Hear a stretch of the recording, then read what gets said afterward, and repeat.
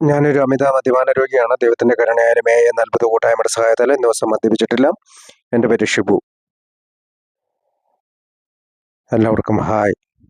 അപ്പോൾ കഴിഞ്ഞ 2 ആഴ്ചകളിലായിട്ട് നമ്മൾ സിൽക്ക് വോർത്തിനെ കുറിച്ചാണ് സംസാരിച്ചുകൊണ്ടിരിക്കുന്നത്. അപ്പോൾ ഇന്നും ഞാൻ സിൽക്ക് വോർത്തിനെ കുറിച്ച് തന്നെയാണ് സംസാരിക്കാൻ ഉദ്ദേശിക്കുന്നത്. അപ്പോൾ ആൽക്കഹോളിക്സ് അനോണിമസിൻ്റെ ബിഗ് ബുക്കിൽ ഉള്ള 2 ചാപ്റ്ററുകൾ ഇതേ സമയം ബിൽ ഡബ്ല്യു എഴുതിയതായി നമ്മൾ കണ്ടു. ബില്ലിൻ്റെ കഥയും ഒരു പരിഹാരമുണ്ട് എന്ന് പറയുന്ന അധ്യായവും. അപ്പോൾ ഈ 2 അധ്യായവും വെച്ച് ഡോക്ടർ സിൽക്ക് വോർത്തിൻ്റെ ലെറ്ററും വെച്ചിട്ട് പല ആളുകൾക്കും അവർ പണത്തിന് വേണ്ടിയിട്ട്, അതായത് ബിഗ് ബുക്കിൻ്റെ നിർമ്മാണം, അതോടൊപ്പം തന്നെ പിന്നീടുള്ള ആശുപത്രി സമുച്ചയങ്ങളുടെ നിർമ്മാണം, പെയ്ഡ് മിഷനറിമാരുടെ നിയമനം, ഇതിനൊക്കെ വേണ്ടിയിട്ട് അവർ ഒരു ഗ്രാൻഡ് പ്രൊജക്റ്റ് തയ്യാറാക്കിയതൊക്കെയായിട്ട് നമ്മൾ കഴിഞ്ഞ ആഴ്ചയിൽ കണ്ടു. അപ്പോൾ ഈ ഡോക്ടർ സിൽക്ക് വോർത്തിൻ്റെ ലെറ്റർ എല്ലാവർക്കും അയച്ചു കൊടുത്തു. അപ്പോൾ ഒരു 5-6 മാസത്തിന് ശേഷം ബിൽ ഡബ്ല്യു തീരുമാനിച്ചു ആൽക്കഹോളിക്സ് അനോണിമസിൻ്റെ ബുക്കിൻ്റെ തുടക്കത്തിൽ തന്നെ ദ ഡോക്ടേഴ്സ് ഒപ്പീനിയൻ പ്രസിദ്ധീകരിക്കണമെന്ന്. 1938 ഡിസംബർ ആയപ്പോഴത്തേക്കും ബിൽ വിൽസൺ ബിഗ് ബുക്കിൻ്റെ ഫസ്റ്റ് ഡ്രാഫ്റ്റ് പൂർത്തിയാക്കിയിരുന്നു. അപ്പോൾ ഈ പൂർത്തിയാക്കിയ ഈ ഡ്രാഫ്റ്റ് നിരൂപകനായ ടോം യൂസലിന് റിവ്യൂവിന് വേണ്ടി, നിരൂപണത്തിന് വേണ്ടി കൊടുത്തിരുന്നു. അപ്പോൾ ഡോക്ടേഴ്സ് ഒപ്പീനിയനും ആ പാക്കേജിൽ ഉൾപ്പെടുത്തിക്കൊണ്ട് തന്നെയാണ് ബിൽ ഡബ്ല്യു ടോം യൂസലിന് കൊടുക്കുന്നത്. ഇപ്പോൾ ചരിത്രകാരന്മാർ വിശ്വസിക്കുന്നത് ഫെബ്രുവരി 16 അല്ലെങ്കിൽ 17 1939 മൾട്ടിലിത്ത് കോപ്പി, ബിഗ് ബുക്കിൻ്റെ മൾട്ടിലിത്ത് കോപ്പി ലഭിക്കുന്നതിന് തൊട്ട് മുമ്പായി, അല്ലെങ്കിൽ പ്രിൻ്റ് ഔട്ട് ചെയ്യുന്നതിന് തൊട്ട് മുമ്പായി തന്നെയാണ് അവ പ്രസ്സിലെത്തുന്നത്, ഡോക്ടർ അഭിപ്രായം പ്രസ്സിലെത്തുന്നത്. യഥാർത്ഥത്തിൽ ബിഗ് ബുക്ക് ഏപ്രിൽ 1939 പ്രസിദ്ധീകരിച്ചത് എന്ന് പറയുന്നുണ്ടെങ്കിലും അതിനു മുമ്പുള്ള ഈ മൾട്ടിലിത്ത് കോപ്പികൾ ഫെബ്രുവരി മുതൽ പലർക്കുമായി കൈമാറ്റപ്പെടും. നമ്മൾ ഇതിനു മുമ്പ് വായിച്ചതാണ്. ഹാരി ടൈബോട്ട് എന്ന് പറയുന്ന ഡോക്ടർക്ക് കൊടുത്തുകൊണ്ട് നമ്മുടെ മാർട്ടിമെന് ഒരു കോപ്പി കിട്ടുന്നുണ്ട്. അങ്ങനെ പല ആളുകൾക്കും ഇവർ ഇതിൻ്റെ പ്രിൻ്റ് ഔട്ട്, എനിക്ക് തോന്നുന്നത് 800 കോപ്പികളാണ് അടിച്ചത്, പല സ്ഥലങ്ങളിലേക്കുമായിട്ട് അയക്കപ്പെട്ടു. അഭിപ്രായങ്ങൾ ശേഖരിക്കാൻ വേണ്ടിയിട്ട് അയക്കപ്പെട്ടതായിട്ട് ചരിത്രകാരന്മാർ പറയുന്നുണ്ട്. ഡോക്ടർ സിൽക്ക് വോർത്തിൻ്റെ ഈ ലേഖനത്തിൻ്റെ ചാപ്റ്ററിൽ കണ്ടെയ്ൻ ചെയ്തിരിക്കുന്നത്, അല്ലെങ്കിൽ ഉൾപ്പെട്ടിരിക്കുന്നത് 2 സ്റ്റേറ്റ്മെൻറ്റുകളാണ്. അത് 2 സ്റ്റേറ്റ്മെൻറ്റുകൾ ബിൽ വിൽസൺ എഴുതിയാണ്. ആദ്യത്തെ സ്റ്റേറ്റ്മെൻറ്റിൽ അദ്ദേഹം ഡോക്ടർ സിൽക്ക് വോർത്തിനെ പരിചയപ്പെടുകയാണ്, അല്ലെങ്കിൽ പരിചയപ്പെടുത്തുകയാണ് ഈ ലെറ്റർ ഓഫ് റെക്കമെൻഡേഷൻ. പിന്നെ രണ്ടാമത്തെ ഇതിൽ ഡോക്ടറിൻ്റെ ഒരു ലോങ് സ്റ്റേറ്റ്മെൻ്റ് ആണ്. അതിനകത്ത് ആ പ്രസ്താവനയിൽ സൊല്യൂഷൻ ഓഫ് ആൽക്കഹോളിസമാണ്, അതായത് ബിഗ് ബുക്കിൽ പറയുന്ന സൊല്യൂഷൻ ഓഫ് ആൽക്കഹോളിസത്തെ കുറിച്ചാണ് വിവരിക്കുന്നത്. നമ്മളെ അത്ഭുതപ്പെടുത്തുന്ന ഒരു കാര്യം, സിൽക്ക് വോർത്ത് പറഞ്ഞ കാര്യങ്ങൾ എന്തൊക്കെ തന്നെയാണോ അത് തന്നെയാണ് ബിൽ ഡബ്ല്യു മറ്റ് ലേഖനങ്ങളിൽ, മറ്റ് ചാപ്റ്റേഴ്സിൽ വിവരിക്കാൻ ശ്രമിച്ചിരിക്കുന്നത്. അപ്പോൾ ഈ 2 ആളുകൾ തമ്മിൽ ഒരുപാട് സാമ്യങ്ങളുണ്ടായിരുന്നു. ആ മൾട്ടിലിത്ത് കോപ്പിയിൽ ഒരു കോപ്പി ഹാങ് പിക്ക് ലഭിക്കുകയും ഹാങ് പി അതിനകത്ത് വേണ്ട സജഷൻസും കറക്ഷൻസും ഒക്കെ പറയുന്നതായിട്ട് നമുക്ക് കാണാം. അപ്പോൾ അതിൻ്റെ എഡിറ്റഡ് കോപ്പിയിൽ, മൾട്ടിലിത്തിൻ്റെ കോപ്പികളിൽ ഹാങ് പി കറക്ഷൻ എഴുതി വച്ചിരിക്കുന്നതൊക്കെ നമുക്കിപ്പോൾ അവൈലബിൾ ആണ്. പിന്നെ അത് 8 പേജുള്ളതിൽ 5.5 പേജ് സിൽക്ക് വോർത്തും ബാക്കി 2.5 പേജോളം ബിൽ ഡബ്ല്യുവിൻ്റെ സ്റ്റേറ്റ്മെൻറ്റുകളാണ് കാണാൻ കഴിയുക. പ്രത്യേകിച്ച് ഞങ്ങളുടെ അഭ്യർത്ഥന അനുസരിച്ച് ഈ എഴുത്ത് തന്ന ഡോക്ടർ തുടർന്ന് വരുന്ന മറ്റൊരു പ്രസ്താവനയിൽ അദ്ദേഹത്തിൻ്റെ കാഴ്ചപ്പാടുകളെ വിപുലീകരിക്കുവാൻ തയ്യാറുള്ളവനായി.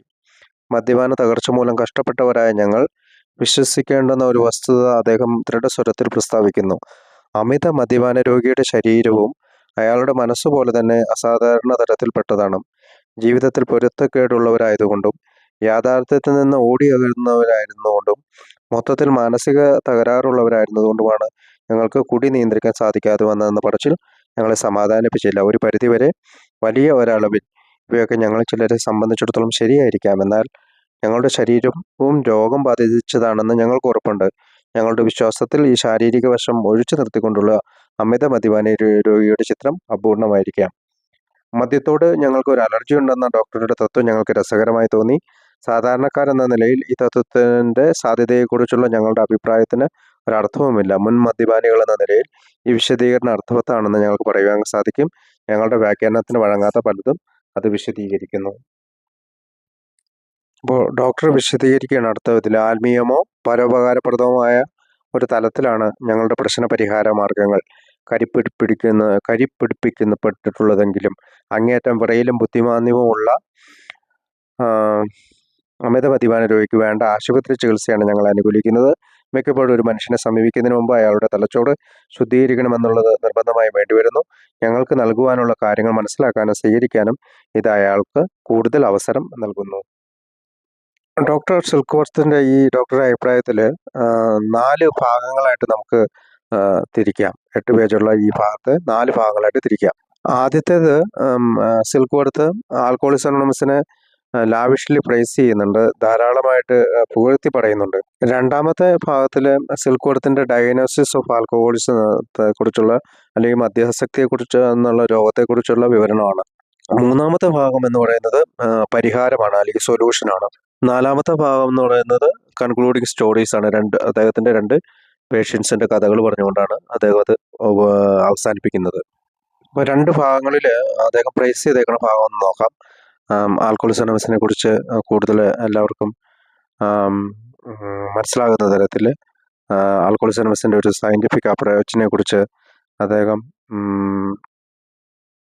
പറയുന്ന കാര്യങ്ങൾ ഡോക്ടർ സിൽക്ക്വർത്തിൽ ഡോക്ടർ അഭിപ്രായത്തിൽ നിന്ന് നോക്കാം. ഒന്ന്, അതിനുശേഷം തന്റെ അനുഭവങ്ങൾ ഇവിടെയുള്ള മറ്റു രോഗികളോട് പറയാൻ അദ്ദേഹം അനുവാദം ചോദിക്കുകയും ഞങ്ങൾ അർദ്ധ മനസ്സോടെ അതിന് സമ്മതിക്കുകയും ചെയ്തു.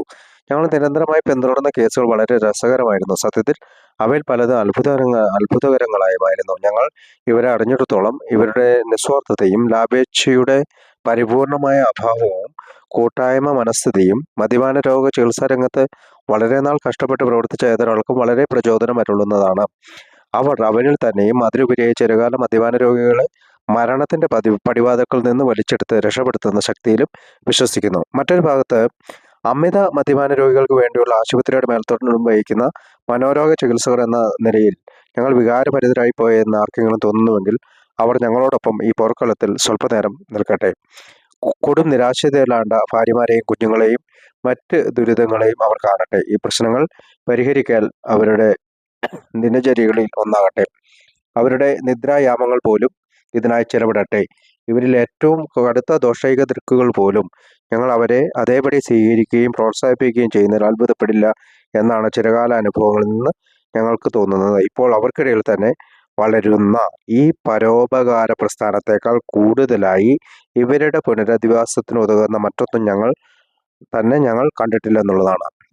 ഇങ്ങനെ ഒരു പ്രശ്നത്തെ അഭിമുഖീകരിക്കുമ്പോൾ ഒരു ഡോക്ടർ അയാൾ തന്നോട് തന്നെ സത്യസന്ധത പുലർത്തുന്നുവെങ്കിൽ അയാൾക്ക് തന്റെ അപര്യാപ്തത ബോധ്യപ്പെടും. അയാളിലുള്ളതെല്ലാം അയാൾ നൽകുന്നുണ്ടെങ്കിലും അത് പലപ്പോഴും മതിയാകാതെ വരുന്നു. മനുഷ്യശക്തിക്ക് അതീതമായ എന്തോ ഒന്ന് ത്വരിതമായ മാനസിക വ്യതിയാനത്തിന് ആവശ്യമാണെന്ന് കാണാവുന്നതാണ്. മനഃശാസ്ത്രപരമായ ചികിത്സയിൽ കൂടിയുള്ള രോഗശമനം മൊത്തത്തിൽ ഗണനീയമാണെങ്കിലും ഞങ്ങൾ ചികിത്സകർക്ക് സമഗ്രമായ ഒരു പ്രശ്നത്തിൽ ഒരു ചെറിയ തോതിലുള്ള നേട്ടമേ കൈവരിക്കാൻ കഴിഞ്ഞിട്ടുള്ളൂ എന്ന് സമ്മതിക്കേണ്ടി വരും. പല കേസുകളും സാധാരണ രീതിയിലുള്ള മനഃശാസ്ത്രമായ സമീപനത്തിന് വഴങ്ങുന്നില്ല. അപ്പോൾ ഇത്തരം കാര്യങ്ങളിലൂടെ ആൽക്കഹോളിക്സ് അനോണിമസിലേക്ക് പോകേണ്ടതിൻ്റെയും അതിൽ പ്രവർത്തിക്കേണ്ടതിൻ്റെയും ആവശ്യത്തെക്കുറിച്ച് സിൽക്ക്വർത്ത് പ്രൈസ് ചെയ്യുകയാണ്. രണ്ടാമത്തെ ഭാഗം എന്ന് പറയുന്നത് ഡോക്ടറിന്റെ ഡയഗ്നോസിസ് ആണ്. ഡോക്ടർ സിൽക്ക്വർത്ത് ആൽക്കഹോളിസം ഒരു പ്രോബ്ലമാണ്, അതൊരു രോഗമാണ് എന്ന് കണ്ടുപിടിക്കുക. ഒരു ആൽക്കഹോളിക്കിന്റെ പ്രോബ്ലം ആയിട്ട് മാറുന്നത് അത് ആൽക്കഹോളിക്കിന് രോഗമായിട്ട് മാറുന്നുണ്ടെന്നുള്ള രണ്ടാമത്തെ ഭാഗമാണ് ഡോക്ടർ വിവരിക്കുന്നത്. നമ്മൾ കഴിഞ്ഞ മുമ്പത്തെ ആഴ്ചയും പറഞ്ഞാണ്. അദ്ദേഹം അതിനു മുമ്പ് അമേരിക്കൻ സൈക്കാട്രി അസോസിയേഷന് മുമ്പിൽ alcoholism as A manifestation of allergy എന്ന ഒരു പേപ്പർ വയ്ക്കുന്നുണ്ട്. ഏകദേശം 2 വർഷം മുമ്പാണ്, ബിഗ് ബുക്ക് എടുക്കുന്നതിന് 2 വർഷം മുമ്പാണ് ആ പേപ്പർ വയ്ക്കുന്നത്. ആ പേപ്പറിലാണ് യഥാർത്ഥത്തിൽ സിൽക്ക്വർത്ത് ശരിയായ ആൽക്കഹോളിക് അലർജി എന്ന് പറയുന്ന മദ്യത്തോടുള്ള ഒരു അലർജി എന്ന ഇത് സഹിക്കുന്നുണ്ട് എന്ന് പറയുന്നുണ്ട്. കുറെ കാലങ്ങൾ കഴിയുമ്പോൾ ഇത് വികസിച്ചു വരുന്നതാണ്, ഡെവലപ്പ് ചെയ്തു വരുന്നതാണ് ഒരാളുടെ ശരീരത്തിൽ എന്ന് അതിൽ വിവരിക്കുന്നു. ചില ആളുകൾ അങ്ങനെ സൃഷ്ടിക്കപ്പെട്ടവരാണ്. അദ്ദേഹം വിവരിക്കാൻ ശ്രമിക്കുന്നതെന്ന് വെച്ചാൽ ഇതൊരു കണ്ടീഷനാണ്. ഒരാൾ ആൽക്കഹോളിക് ആയി കഴിഞ്ഞാൽ അദ്ദേഹം എത്ര വർഷം, ഇപ്പോൾ 1 വർഷമോ അതിൽ കൂടുതലോ മദ്യപിക്കാതിരുന്നാൽ പോലും വീണ്ടും കുടിച്ചു തുടങ്ങുമ്പോൾ അതിൻ്റെ സിംറ്റംസ്, അതിൻ്റെ എല്ലാവിധ ലക്ഷണങ്ങളോടുകൂടി അത് തിരിച്ചു വരും. എപ്പോഴാണോ അയാൾ ഫസ്റ്റ് ഡ്രിങ്ക് അല്ലെങ്കിൽ സിംഗിൾ ഡ്രിങ്ക് എടുക്കുമ്പോൾ അദ്ദേഹം വീണ്ടും ആ രോഗത്തിന് പെട്ടെന്ന് തന്നെ അടിമയായി തീരുമെന്ന് സിൽക്കോടത്ത് പറയാൻ ശ്രമിക്കുകയാണ്. അപ്പോൾ ഡോക്ടർ സിൽക്കോടത്തിൻ്റെ ഈ അഭിപ്രായത്തിൽ സിൽക്കോടത്ത് കൂടുതൽ സ്ട്രെസ് ചെയ്യാൻ ഉദ്ദേശിക്കുന്നത് സിംറ്റം റിലേറ്റഡ് ടു ദിസ് അലർജിയാണ്. മദ്യത്തിൻ്റെ അലർജിയുടെ ലക്ഷണങ്ങളാണ് കൂടുതൽ നിർത്തിവെക്കുന്നത്. അപ്പോൾ ഫിനോമിനൺ ഓഫ് ക്രേവിങ്ങിനെ കുറിച്ച് പറയുന്നുണ്ട്. അപ്പോൾ ഒരാൾ മദ്യം കുടിച്ചു തുടങ്ങിക്കഴിഞ്ഞാൽ അദ്ദേഹത്തിന് മറ്റുള്ള എല്ലാ താല്പര്യങ്ങളെക്കാളും ഉയരത്തിൽ അദ്ദേഹത്തിൻ്റെ ക്രേവിങ് ആർത്തി വർദ്ധിക്കുന്നു. അതുകൊണ്ടാണ് ഇതൊരു രോഗമായിട്ട് മാറുന്നത്. ശാരീരികമായ അലർജിയും മാനസികമായിട്ടുള്ള ഒരു ആർത്തി അല്ലെങ്കിൽ നിർബന്ധമായിട്ട് ഇവർക്ക് മാറുന്നുണ്ട്. ഇതിനകത്ത് പ്രത്യേകിച്ച് സിൽക്ക്വർത്ത് എന്തുകൊണ്ടാണ് ഈ ഫസ്റ്റ് ഡ്രിങ്ക് എടുക്കാനുള്ള കാരണമെന്ന് വിശദീകരിക്കുന്നുണ്ട്. അതായത് മദ്യം ഉളവാക്കുന്ന പ്രതികരണം ഇഷ്ടപ്പെടുന്നതുകൊണ്ടാണ് പ്രധാനമായും സ്ത്രീ പുരുഷന്മാർ മദ്യം കഴിക്കുന്നത്. മദ്യം അത്രമേൽ കബളിപ്പിക്കുന്ന തരത്തിലുള്ളതാണ്. വികാരോന്മത്തത ഹാനികരമാണെന്ന് സമ്മതിക്കുമ്പോൾ തന്നെ കുറെ കഴിയുമ്പോൾ തെറ്റിൽ നിന്ന് ശരി തിരിച്ചറിയാൻ സാധിക്കാത്ത സ്ഥിതിയിൽ അവരെത്തുന്നു. അവർക്ക് അവരുടെ മദ്യപാന ജീവിതം സാധാരണ മാത്രമായി ഒന്നായി അനുഭവപ്പെടുന്നു. അവർ അസ്വസ്ഥരും മുൻചുണ്ടിക്കാരുമാണ്. കുറച്ച് പെഗ്ഗുകൾ പെട്ടെന്ന് അകത്താക്കുമ്പോൾ ലഭിക്കുന്ന സ്ഥൈര്യവും സുഖവും വീണ്ടും അനുഭവിക്കാതെ വന്നാൽ അവർ അസ്വസ്ഥരും ചുണ്ടിക്കാരും അസംതൃപ്തരുമായിത്തീരുന്നു. മറ്റുള്ളവർ അപായരഹിതമായി കഴിക്കുന്ന പെഗ്ഗുകൾ നിരവധി പേർക്ക് പറ്റുന്നത് പോലെ കഴിക്കാൻ അവർക്ക് പറ്റാതെ വരുന്നു. മദ്യപിക്കാൻ തുടങ്ങിയാൽ ആ ആഗ്രഹത്തിന് അവർ കീഴ്പ്പെട്ടു പോവുകയും മദ്യത്തോടുള്ള അത്യാസക്തി എന്ന പ്രതിഭാസം അവരിൽ രൂപപ്പെടുകയും ചെയ്യും. ഇപ്പോൾ അവർ ഒരു മതിച്ചുല്ലസിക്കുന്നതിൻ്റെ വിഖ്യാതമായ അവസ്ഥകളിലൂടെ കടന്നു പോകുന്നു. പരിതപിച്ചുകൊണ്ട് ഇനി ഒരിക്കലും കുടിക്കില്ലെന്ന ദൃഢപ്രതിജ്ഞയോടെ വീണ്ടും അവരെ കാണാനിടയാകുന്നു.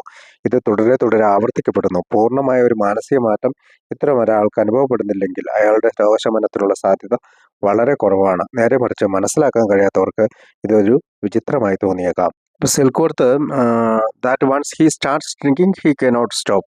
എപ്പോഴാണോ അദ്ദേഹത്തിന് കുടിക്കാൻ തോന്നുന്നത്, ആൽക്കഹോളിക്കിന് കുടിക്കാൻ തോന്നുന്നത്, കുടിച്ചു കഴിഞ്ഞാൽ അദ്ദേഹത്തിന് സ്റ്റോപ്പ് ചെയ്യാൻ സാധിക്കില്ല. ഇതാണ് ഈ പറയുന്ന രോഗത്തിൻ്റെ ഏറ്റവും വലിയ ലക്ഷണമായിട്ട്. ഇതൊരു വാലിഡ് ഒബ്സർവേഷനാണ്. വളരെ വിലപ്പെട്ട ഒരു കണ്ടുപിടുത്തമാണ്. ചിലപ്പോൾ ആൽക്കഹോളിസം എന്ന മദ്യാസക്ത രോഗത്തിൻ്റെ തന്നെ ചികിത്സാ രീതിയിൽ ഈ ലക്ഷണത്തിന് ഒരു ഹാൾമാർക്ക് ലക്ഷണം എന്നാണ് പറയുക. ഏറ്റവും മുന്തിയ ലക്ഷണമാണ് അത്. കാരണം അത് കുടിച്ചു തുടങ്ങി കഴിഞ്ഞാൽ കൂടി നിർത്താൻ സാധിക്കുകയില്ല. ഇപ്പോൾ സിൽക്ക്വർത്ത് ഇതിനകത്ത് ട്രൂ ആൽക്കഹോളിക് എന്ന് പറയുന്നു. ദർ ഇസ് എ സൊല്യൂഷനിൽ ബിൽ ഡബ്ല്യു അത് റിയൽ ആൽക്കഹോളിക് എന്നായിട്ട്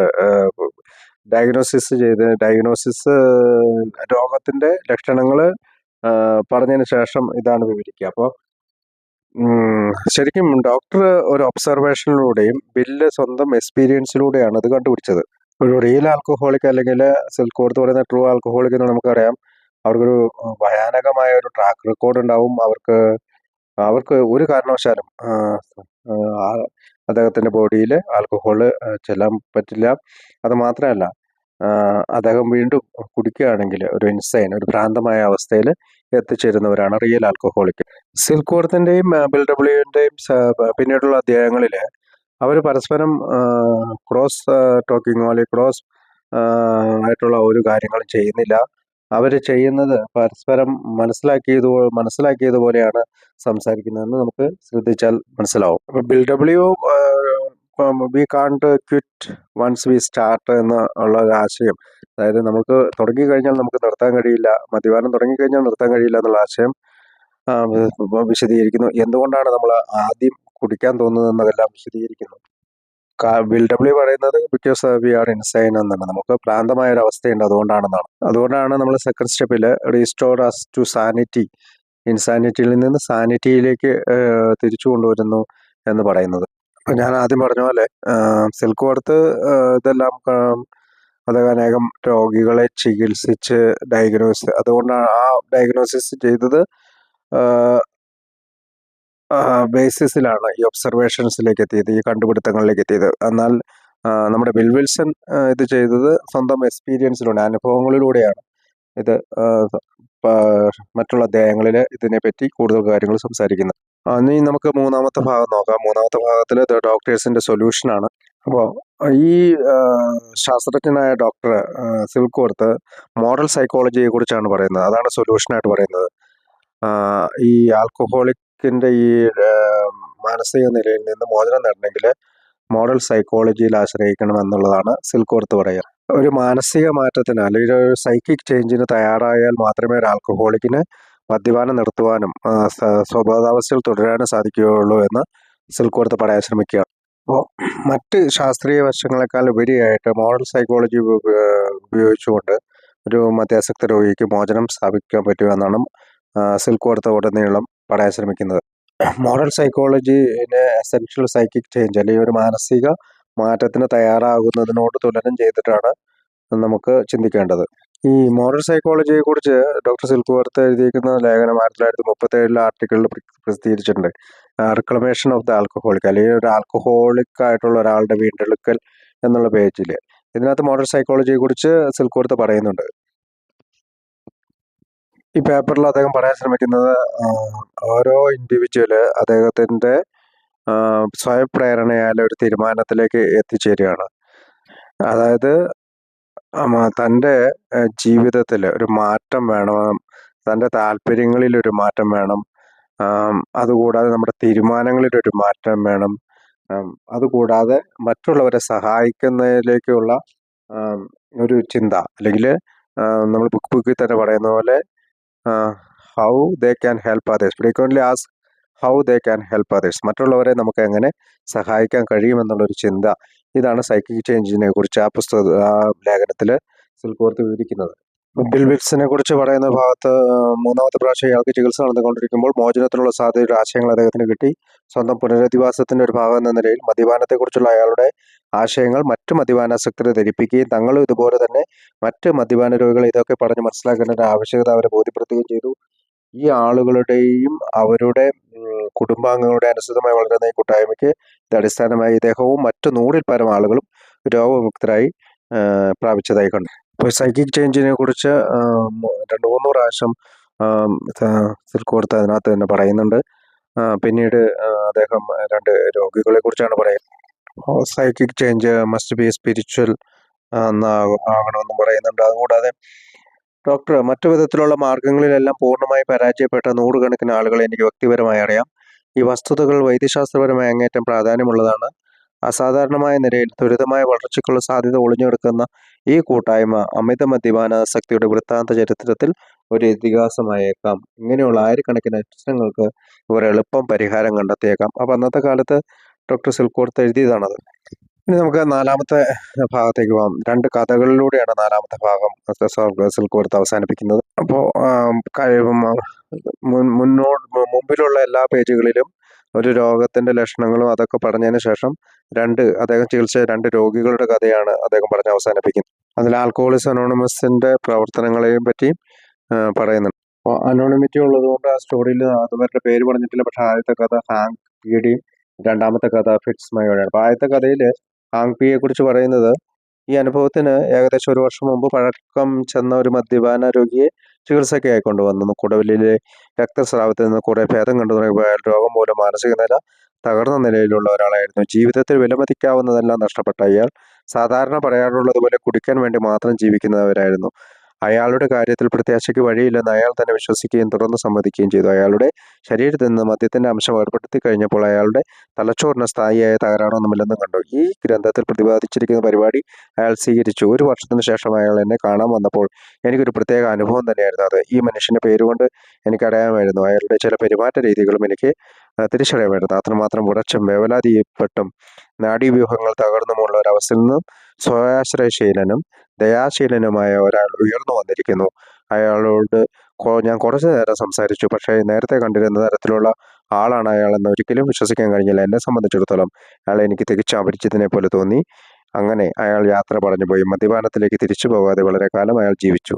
അപ്പോൾ 2ാമത്തെ ഫിറ്റ്സ്മയെ കുറിച്ച് പറയുന്നത്, എനിക്ക് മാനസികമായ ഉന്മേഷം വരുത്തണമെന്ന് തോന്നുമ്പോഴൊക്കെ ന്യൂയോർക്കിലെ പ്രശസ്തനായ ഡോക്ടർ എൻ്റെ അടുത്തേക്ക് പറഞ്ഞയച്ച ഒരാളുടെ കാര്യം ഞാൻ പലപ്പോഴും ഓർക്കാറുണ്ട്. ഈ രോഗി സ്വന്തമായി തന്നെ തൻ്റെ രോഗനിർണയം നടത്തിയിട്ടുണ്ടായിരുന്നു. തൻ്റെ കാര്യം പ്രതീക്ഷയറ്റതാണെന്ന് ഞാൻ മരിക്കാൻ തീരുമാനിച്ചുകൊണ്ട് ആളൊഴിഞ്ഞൊരു വൈക്കോൽപ്പുരയിൽ ഒളിച്ചിരുന്നു.